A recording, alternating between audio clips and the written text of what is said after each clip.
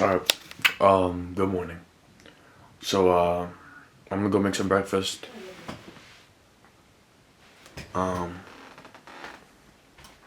didn't feel too good coming out of the bed, but looks like it's gonna be all right. I thought I had some strep throat, but yeah. All right. All right. So, breakfast. All right. Breakfast, man. Ham, cheese, mustard, with some coffee and some special sauce, aka chimichurri for anyone who knows. Um, yeah. I mean, I'll just snap back to whenever this is finished.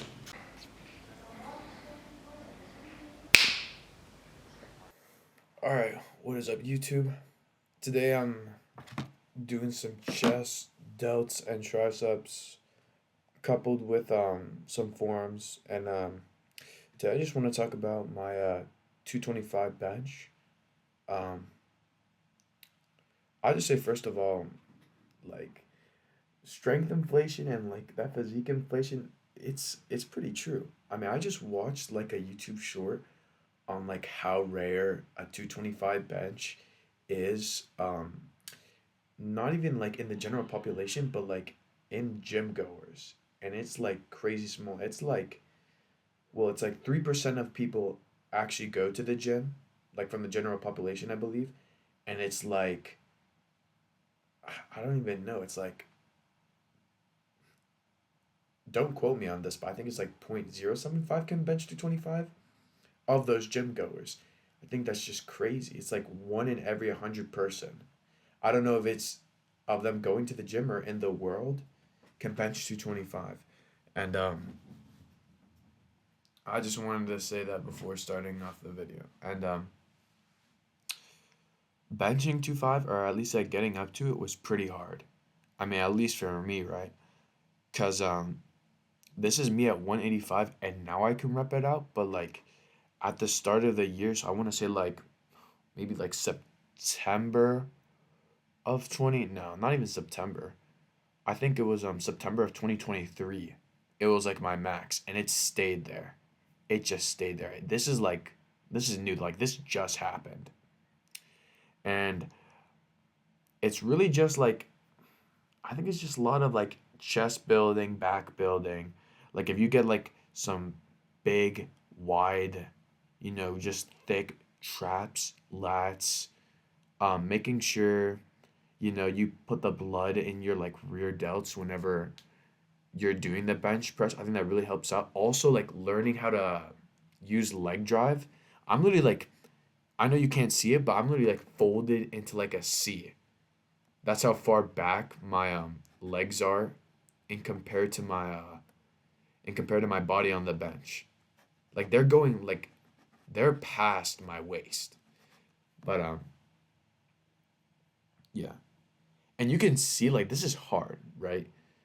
And another thing is like I was just wondering, can any of you guys like actually feel like your chest whenever you're doing 225? Cuz like I can't and I haven't been able to for like a long time.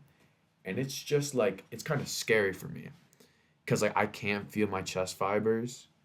And then also I think it has to also do with like my volume too cuz like before this, I didn't have like 3, 4 exercise chest days. I had like 5, 6 exercise, and that would be coupled with like 40 reps of each exercise, which I'm thinking of going back to, but I'm not 100% sure yet. And then also, I think like my another reason why I can't feel my chest is I think it might have atrophied, to be honest with you. Like I've looked on some pictures from before, and yeah, I think it might have atrophied, but nevertheless, I mean, like, it's not like I'm weak or anything. I'm not, if anything, I'm the strongest I've been on the bench press and like any other lift. But yeah. Also, like these other guys were filming at the gym, and they were like so crazy strong. I don't know if you can see them, but like the guy in the orange pants, bro was just repping out those 225s on front squats, which is crazy for me at least, because like I can only do 225 for like one on front squat. And the difference between front squat and back squat is like instead of having it on your traps, you're kind of having it on like your front delt and kind of like upper chest and like sternum area. And it's not so much like squatting, it's more of just like dealing with just having the weight in the front of you and then just like trying not to like fall, you know what I'm saying? But I digress.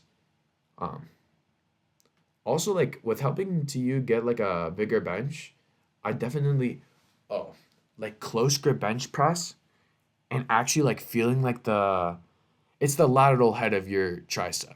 It's like there are three heads of your triceps. On one side there are two stacked on top of each other, and then on the other side there's just one. That's the one you gotta work.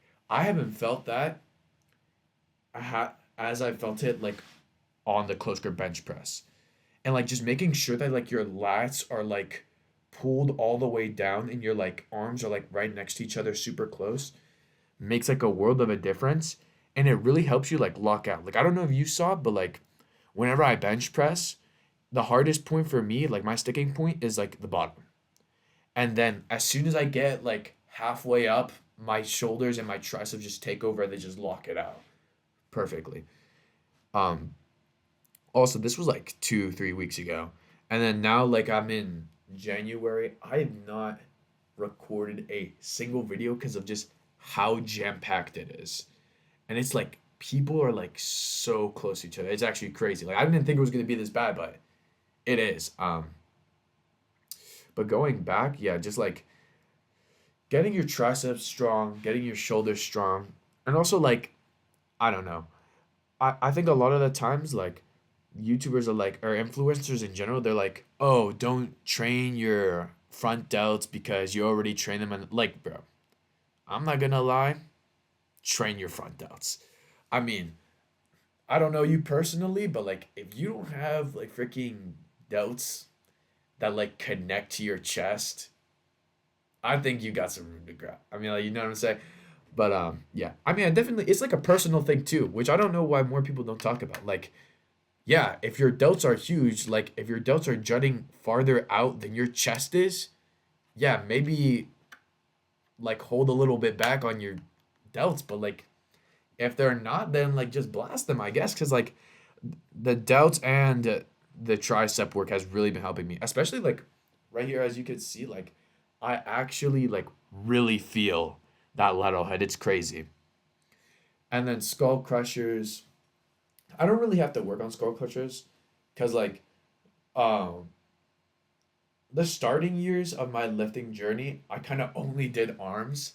And I didn't know any other tricep exercises other than like variations of the skull crushers. So I'll just be doing like three variations of skull crushers, thinking it's working like different parts of my triceps. And like I just have like the two other heads just like super huge. Like they just take out the other half of my arm. It's crazy. And I have just like that small little loud head just like fighting for its life. It's all right though. I don't, honestly, I wouldn't change anything to be honest with you. Um, but yeah. And then I mean, there's nothing really much else to do. Oh, definitely though, look into like doing hyperextensions, like for benching, because like I'll have these times. I think you can see a little bit more. No, you really can't. But like, I'll just like brace my core so much, and I feel like I injure like my lower back. It's not injuring. It's just like they're sore afterwards. That's what I mean. And then just like getting your lower back really strong, especially like for any days. Like, I don't think you want. Let me rephrase that. So many days whenever I do go to the gym and I become sore, a lot of the times my lower back will be sore too. Whether I do like back, chest, it's only when I do like the compound movements really, all right? And that's where they become sore. And then it's like really hard to do the other days, like going chest to back with your lower back sore, like even doing accessory movements is tough because like you like on that cable back row I talked about last video, if I try to like go back, I can't feel my traps at all because of how like sore my lower back is. So I definitely think like strengthening that, you definitely want to look into if it's like weak predominantly. Um, but yeah, that I also do like weighted pull-ups for my lats. I don't warm up with them. Like I see a lot of people warming up with their not me in particular. I kind of just like row, like bend row a 45 plate because they're like next to the benches. I kind of just do that for a couple of times and then just like suck the blood out of my chest into my rear delts. I think that helps. I don't know, honestly. I might change it up. Again, too, like I can't feel the bench press. You know what I'm saying? It's like it's kind of weird to say. You know what I'm saying? Because like I did shoulder or not shoulder. I did dumbbell bench press today, and I felt it way more than I do normal bench press. And it's I think it's because I can go deeper, and that too is like I think you also need like chest exercises that like give you a deep stretch because you don't want like those I don't even know what it's called, like joints, ligaments, the ligaments to get tight or else you're gonna kind of cooked. And that's where like also a lot of my friends, they don't even do flat bench press anymore because they know like it's not worth it. Like you're gonna at one point you're gonna get an injury. Like everyone that I know, they either do dumbbell bench press or they just do incline bench press because like it's really hard to get injured on those, especially dumbbell bench press because you can go so deep and it's just like you'll never get like super tight in those areas. But yeah, and then sometimes too, if I'm feeling it, I'll do like heavy singles of squatting because I really just feel like my traps and like my lats will get like super just warm. You know what I'm saying? And then it's just like I have another bench or like a bigger bench, and it's like I can't move at all because it's just like they're so pumped up and they just won't allow me to move off the bench. And also, I don't know if you can know, but like the benches in my gym are like super small. Like you can't brace. Like I wobble around on these. Now we do have yoga mats, and I've been meaning to get like a yoga mat and just putting it on the bench and trying to bench press, but I keep on forgetting. Maybe tomorrow. Maybe I'll do hit like a heavy single and bench press. And then yeah. Also, I have a question for you guys too. Whenever you guys squat, like do you guys like get trap headaches? Like what I mean by this is like I'll brace so hard on my traps that the next day they'll actually be sore.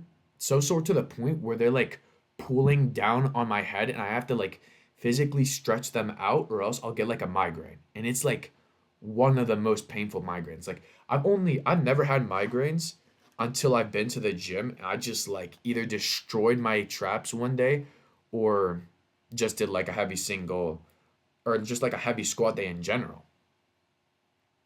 Yeah, that's just something to think about. Um, Going back on those migraines though, like they're bad. Like sometimes I don't know why I have the migraine until I go home and I've like vomited from the migraines. That's how bad they get. And especially like I used to do CrossFit for a time, like the so I kind of went like this for my lifting journey, I guess. Like the first few years, I kind of only hit arms, and then I kind of went to CrossFit with my mom. I did like this kids class because I think it was like available, but like legit, no one took it seriously. So then I would wake up at like 7, 8 on like the weekends, and I would go do CrossFit. And I think I went on to like one of the better ones because like everyone was super nice. No one ever got really injured. Although we did do a lot of rowing, which is I think also another reason why my traps were so big. And it was like a little bit easier for me to progress on squat. Cause like they're not here now, but I used to have like a lifting group that I would go with and like my traps just compared to with like all of theirs were just like huge. They've atrophied a little bit. from that because I just haven't rowed. Like, and it's not like bent over row or like straight row. I mean like the rowing machine. Like we would go to like 3,000, 4,000 meters. Like, you know what I'm saying? And that wasn't just like a specific workout. That would be like every workout, which was crazy. It's like I don't even know how I survived. I now that I think about it, I didn't have those trap migraines until after like I didn't do CrossFit anymore. And what I mean by not doing CrossFit anymore is like I would go to the gym and I would go to CrossFit in tangent, but then afterwards I just didn't want to keep on doing CrossFit. I mean, like, I felt like it just wasn't like aligned with my goals. Like I want to get like pretty strong. Um, I'm pretty sure I'm already there, but I wanted to get to like the 1,000 pound club with my squat, bench, and deadlift, and then I think I wanted to get to like 200 pounds, probably. All I really knew is I wanted to bulk. Because I wasn't skinny, but I mean, like, I wasn't big. Like, I was 145 lean, which is like muscular. I wasn't like at like 5'6", 5'7". I wasn't like skinny. But like, I really wanted to get heavier, just push the weights, and just like have fun. I don't know why people don't do that now. I feel like everyone is just so like and this is kind of hypocritical. They're so worried about their physiques, but like I'm posing down right now. But I think posing down is good. I'm not gonna lie. Although I don't have my pump, so it's whatever. But I feel like everyone's so focused on their physiques. I'm like, yeah, that's cool, but like, bro, get strong. Like, who really cares? Like, sure, you'll be skinny, but like, you can bench 400 pounds. You can, and then again, I also bulk too, which is kind of hypocritical. But like, what I mean is like cutting and bulking. Like, people want to get like really lean, but it's like, what's the point of getting lean if you feel bad, you can't lift anything, you just kind of look good, you go to the gym and you kind of just get a pump, and then you're just like, okay, that's it. And even when you're lean, you can't build any muscle because you just don't have, like, if you, like my house analogy, you just don't have any room to put more stuff in. Yeah, whenever you're bulking, some of your stuff is going to be fat, but like you can keep on working out at that weight and start burning some of the fat and putting on more muscle. And that's kind of what I do. Like, I'll bulk up, stay at that weight, gain some muscle, and then whenever I think I need to go up, I'll go up again. Cause like, I honestly don't know why more people don't do that. I mean, like, yeah, I'm pretty lean too. Like, look at me, I'm 185. All right, I'm not 165, I'm not 155, I'm 185. All right, which I think is still kind of crazy looking at myself. Um, yeah. And for anyone asking questions, um, bodybuilding, I wouldn't be against it, like cutting down, but like right now, I just don't think I don't want to say in my cards because I think I have like a pretty balanced physique, but it's just like I don't want to cut down. Like, I just don't want to cut down. Because what I'm thinking is like if I cut down, I don't think I'm gonna bulk up again. Because like for me, staying pretty lean is kind of actually easier. Because like I'll get hungry, but I'll just like ignore it because it's just hormones. You know what I'm saying? It's not actual pain. It's just like your stomach saying, "Hey, let's eat more food." I'll just ignore it and then like it'll go away. But that's definitely like not a good thing. So that's why I bulk. And yeah, and then like as you bulk, you'll get more hungry. You know what I'm saying? Like, and then it's kind of forced me to stay at the weight and eat more.